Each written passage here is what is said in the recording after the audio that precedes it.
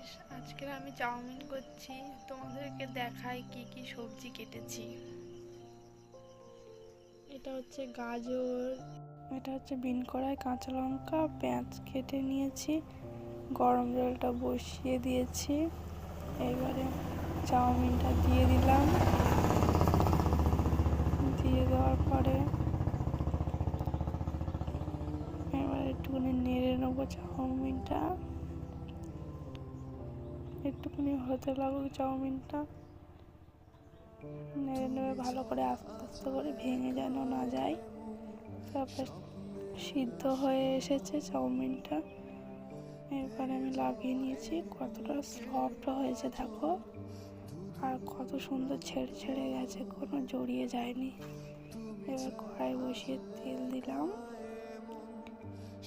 দেওয়ার পরে এবারে যেসব সবজি কেটে রেখেছিলাম সেইগুলো দেখো।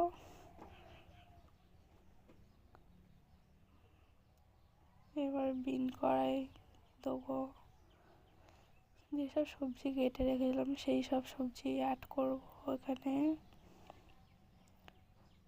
গাজর দিয়েছি, তারপর পেঁয়াজ কুচি দিয়েছি, কাঁচা লঙ্কা কুচি দিয়েছি। এবার একটু নেড়ে নেব।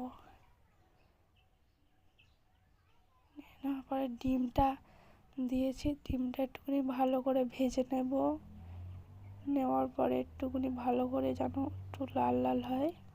তারপর লবণ দিলাম, তারপরে হলুদ দিলাম, তারপরে একটু লঙ্কা দিলাম। দেওয়ার পরে নেড়ে নেওয়ার পরে দেখো কত সুন্দর হয়েছে। হওয়ার পরে আস্তে আস্তে করে নাড়বে, যেন না ভেঙে যেন না যায়। তারপর চাউমিন রেডি। ভালো লাগলে লাইক করবেন।